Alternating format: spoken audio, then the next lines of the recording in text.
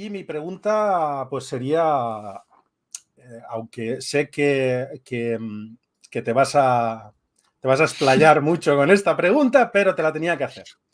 En cuanto a diseño de producción de lo que es la película, en cuanto a armaduras, armas, ambientación, estrategia, etcétera, lo que quieras hablar, ¿se adapta realmente a la época en la que se supone que se produjo la batalla de Troya? Vale, pues me toca beber agua. Eso. Vale, como ha dicho Santi, la época en la que se supone que se produjo la batalla de Troya, estamos hablando de más o menos el 1200 antes de Cristo, ¿vale? Es decir, a finales del siglo XIII, principios del siglo XII antes de Cristo. Me he centrado en dos cosas, básicamente, porque si no, ya ayer lo comentaba con Santi, hice un esquema de 8 páginas y media y no iba, no. Entonces me he centrado en lo que tiene que ver con el armamento y la lucha y luego un poco con el tema de la ambientación y las construcciones y lo que se ve, ¿vale?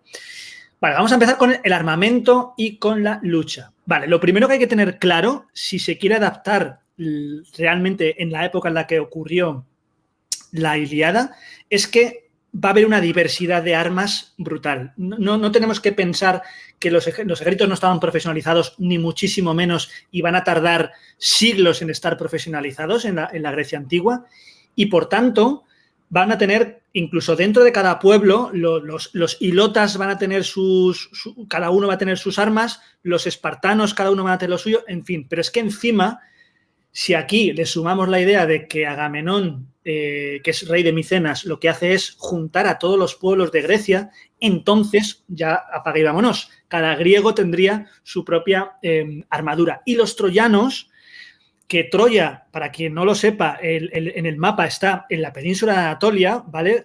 No está en Grecia, sino está en la península de Anatolia, justo al lado de la costa, ¿de acuerdo? Tendrían también un componente en sus armaduras muy orientalizante y muy hitita, que los hititas eran el pueblo que ocupaba la parte interior de la península de Anatolia. Entonces, si simplemente tenemos en cuenta esto, ya veis por algunas de las imágenes, algunas de las reconstrucciones que he podido sacar por ahí, que esto, ¿vale? Todo esto serían diferentes armaduras que podían llevar los aqueos. Se habla de los aqueos de todos los pueblos griegos, ¿vale? Entonces, habría de todo tipo, desde armaduras un poco más complejas como esta armadura de la Lacedemonia, que esto sería una armadura de la zona de Esparta antigua. Tenemos esto también de la zona de Ítaca y de Cefalonia, que es de la parte oeste de Grecia.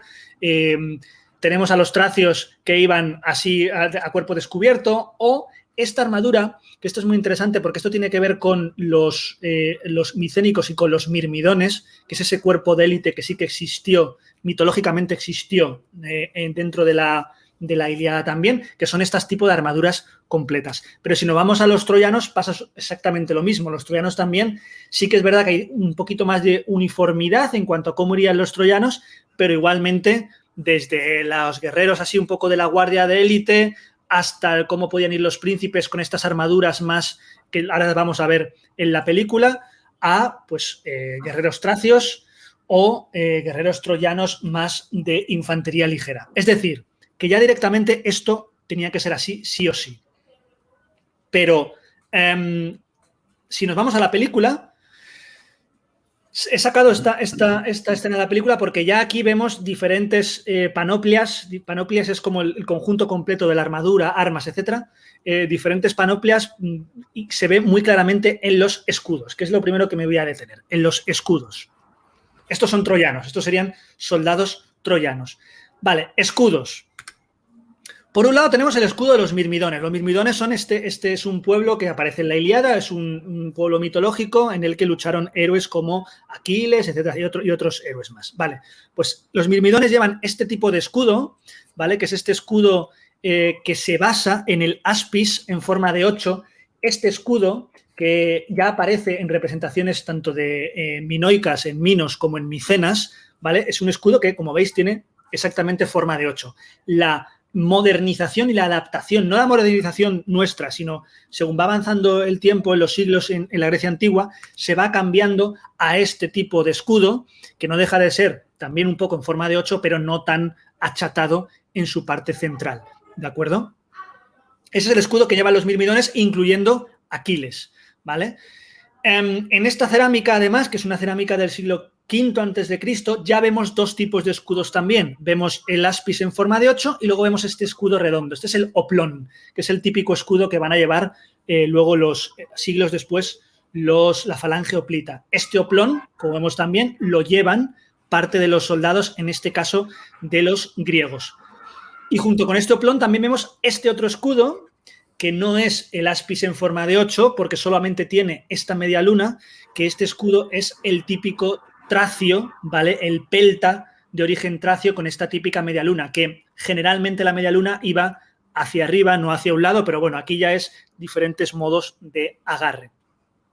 Y por último, si volvemos atrás, vemos este otro escudo, que este es el aspis en forma de torre, es decir, este escudo que era completamente rectangular, que cubría prácticamente a un hombre y que luego, siglos después, más de 1200 años después, es el que van a utilizar como modelo las legiones de Roma.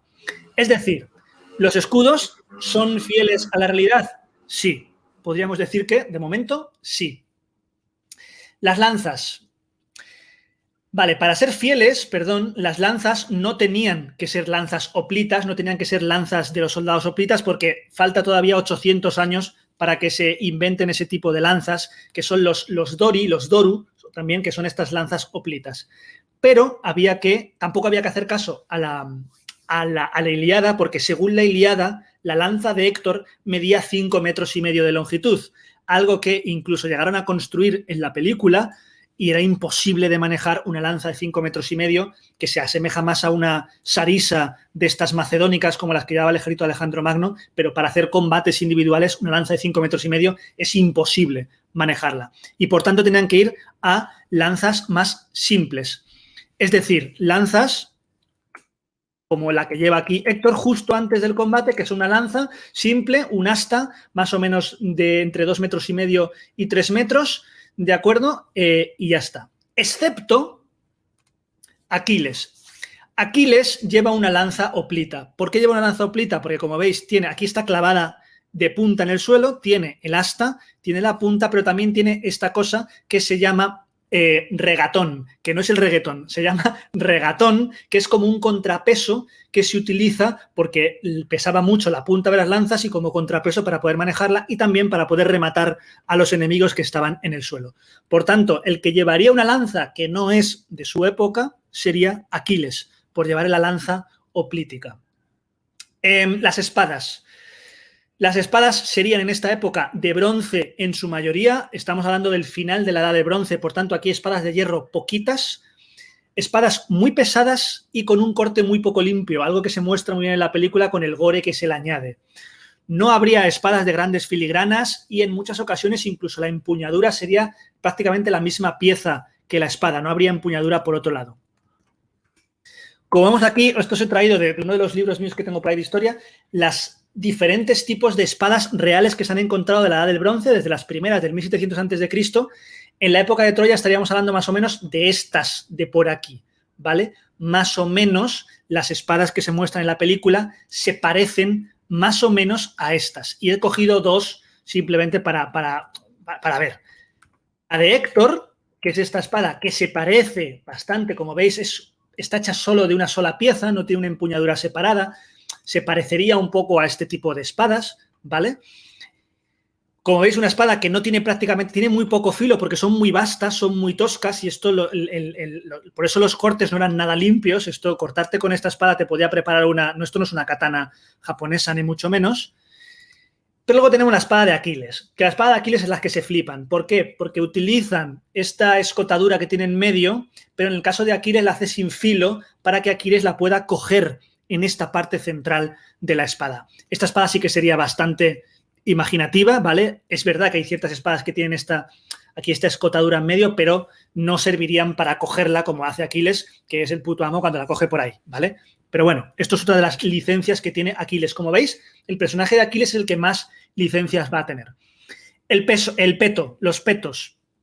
De aquí sí que va a haber de su padre y su madre. Vamos a ver, en primer lugar, los que tiene la nobleza, que no tienen nada que ver los petos de la nobleza con los petos que van a tener los soldados. Aquí lo podéis ver, simplemente el que tiene aquí el muchacho este y el que tiene aquí Agamenón o cualquiera de los el rey este no, este es un arquero, ¿vale? Es completamente diferente, ¿vale? Más elaborados.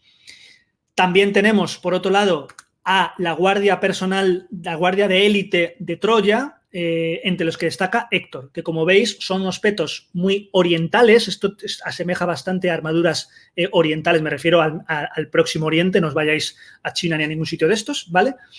Que suelen ser de cuero o de tela dura, ¿vale? Con diferentes tachones y diferentes piezas que van directamente tachonadas sobre el cuero, con sus grebas o espinilleras o sus brazales, como veis aquí, ¿vale? Pero que veis que se asemejan bastante a esto que vemos aquí. Bastante, pero bueno, también es un poquito, hay que imaginarlo, ¿vale? Y luego tenemos la de Aquiles. La armadura de Aquiles es una armadura de una sola pieza, aunque aquí parezca que tenga dos, porque tiene este refuerzo metálico en la parte del pecho. Y esta armadura, salvando las distancias, sí que recuerda un poco una armadura hoplítica, de nuevo, como esta, de peto completo, que se dará 1000 años, a lo mejor 1000 no, pero 800, 700 años después. Recuerda, salvando las distancias, a esta que hemos visto antes. Por tanto, de nuevo, hay aquí, con Aquiles, se pasaron un poco la historia por el Arco del Triunfo. Pero, y me diréis, ¿y cómo eran las armaduras pesadas de la época? Pues más o menos así, parecías que iban metidos en un tubo. Esto es una armadura... Estos son armas micénicas, ¿de acuerdo? Que era el pueblo que dominaba justo antes de la guerra de Troya, los micénicos. Esto sería una armadura completa micénica, ¿vale? Como veis, se basa en esta armadura que se ha encontrado realmente, que esto es la armadura de Dendra, ¿de acuerdo? Y de aquí también puede venir el mito de que Aquiles, la única parte que tenía, que se le podía matar es en el talón, porque estas armaduras cubrían por completo todo el cuerpo, excepto la parte de atrás de la pierna, de la pantorrilla, ¿vale? Y por tanto también a lo mejor tiene por ahí visos de realidad. Pero como digo, se basa en esto. Voy rápido. Los cascos.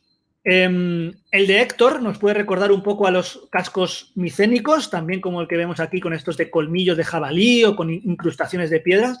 Puede recordar un poquito a esos cascos micénicos o cascos más orientales, y el de Aquiles vuelve a ser una modernización de un casco corintio. ¿Por qué digo modernización? Porque el casco corintio era así, pero así a Brad Pitt no le vemos los morritos y por tanto lo tenemos que poner así para que le damos bien la cara. Que luego no le viene muy bien cuando Patroclo se pone su armadura porque se ve a la legua que no es él, pero bueno, tenían que poner así para que se viera bien al señor Brad Pitt sin ningún problema. Y por último, cositas, por último de esto. Caballería, ok. Vale, guay. Caballería en los troyanos, muy bien. Además, los caballos hititas, los caballos anatólicos son de los más importantes en la época antigua y es una ventaja importante con respecto a los griegos, aunque no la utilizan demasiado en la batalla, cosa que me escama bastante, ¿vale? El tema de la batalla campal, estas cosas que vemos aquí, ¿esto es real, esto no? Pues sí, sí. En el 1200 a.C. no existían todavía las formaciones cerradas de los hoplitas que vamos a ver después, no existían las formaciones de los espartanos como vamos a ver después. Es decir, es más correcto esto que esto, ¿vale? Es más, pues a ver, tírate, Antonio, tírate y a ver a quién pinchas, ¿vale? Y como vemos, cada uno con un escudo diferente, cada uno con un rollo diferente. Así que en ese sentido, esto está muy bien adaptado. Aquí no me voy a enrollar mucho, simplemente voy a decir que esta lucha está muy bien, luego hablará Santi de esta lucha, pero simplemente decir que el sistema de combate de Aquiles es inventado, ¿vale? Es decir, se inventaron un sistema de combate porque, según la Ilíada, pone que combatía como los dioses y, por tanto, no había un sistema de combate. Si veis cómo combate Aquiles y cómo combate Héctor, no tienen nada que ver. En este caso, se inventaron un sistema mucho más cercano a como un arte marcial, ¿vale? Para darle más plasticidad a los movimientos frente al de Héctor. Luego lo dirá Santi, pero son los actores los que hicieron este combate, ¿vale? No tienen especialistas, ni tienen dobles, ni nada de nada. Y me voy a los decorados, muy rápido, rapidísimo.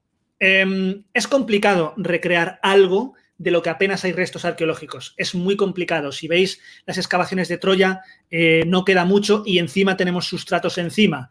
La Troya más o menos de la época de Aquiles, de la guerra de Troya, se supone que sería esta, una Troya muchísimo más pequeñita, una ciudad ya grande para la época, pero más pequeña. Por tanto,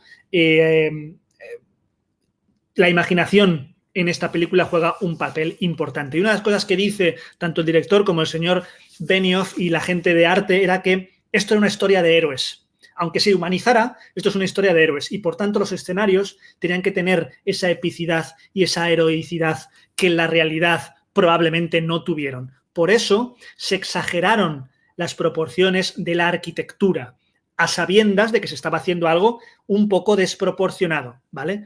Porque además que sepáis que toda Troya, todos los interiores fueron construidos pieza a pieza, ¿vale? En Malta, en la isla de Malta, ¿vale? Como veis aquí, esto lo he sacado del cómo se hizo, del documental de cómo se hizo. Como veis, se construyó completa Troya por dentro, ¿vale? Para poder grabar. Es decir, las escenas como esta, en la que vemos entrar a... Esta es la que entra Paris con Helena la primera vez. Todo esto es real.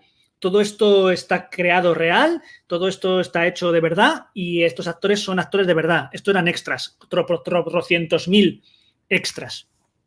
Esta plaza, la plaza central, ¿vale? Donde está el templo, no sé qué, todo esto es real. Estas columnas típicas de los minoicos y los micénicos con la basa más estrecha que la parte del capitel. Es decir, todo esto se construyó y se construyó además mezclando diferentes culturas, ¿vale?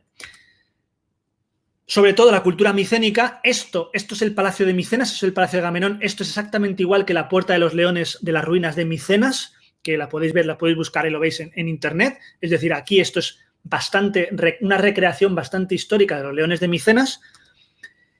Este salón también se construyó y aquí se puso un poco todo. Evidentemente, esta estatua está desproporcionada, ¿vale? Aquí tenemos dioses con diferentes estilos. Esto tenemos aquí, parece que es Atenea porque lleva la lechuza, pero luego también esto parece más un Kuros. En fin, mezcla un poco todo. Donde se ve muy claramente es en el templo de Apolo. Este templo de Apolo, que esto es un pilón de los egipcios. Esto exactamente es como se hacían los templos del valle de los egipcios, pero aquí todavía más los colosos con la barba de los faraones. Es decir, se hizo desde el principio a sabiendas de que este lugar, en esta época, aquí los egipcios no llegaron en la vida, ¿vale? Venció a los hititas, pero aquí no llegaron en la vida. Pero es posible que la influencia egipcia en esta época sí que llegara aquí y por eso quieren hacer un poco una mezcla de decorados. Es decir, esta influencia de varias culturas, tanto mediterráneas como más orientales, está clarísima, no solamente en las armas, sino también en el tema de los templos. Por tanto, como conclusión, es difícil saber si se adaptan 100% o no, probablemente no, pero en general creo que consigue darle ese tono histórico-mítico que pretende, ese tono de modernización del mito del que hablábamos en la pregunta anterior y, por tanto, para mí me encaja perfectamente. Ya.